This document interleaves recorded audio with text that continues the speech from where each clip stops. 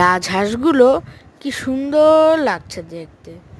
মাঠে চড়ে বেড়াচ্ছে আপন বৃহদাকার হাঁস বলে এর নাম রাজহংস।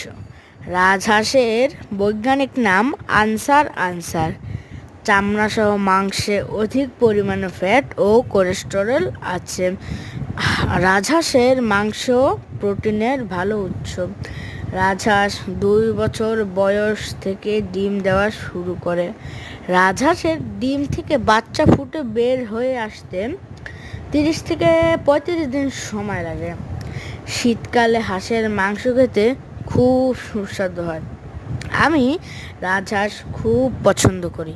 আমার একমাত্র ফুপা রাজহাঁস ভীষণ পছন্দ করেন। গ্রামে যখন যাই আমাদের একসাথে অনেক রাজহাঁস খাওয়া হয়। আমার নানু এবং দাদু ভীষণ ভালো রান্না করেন।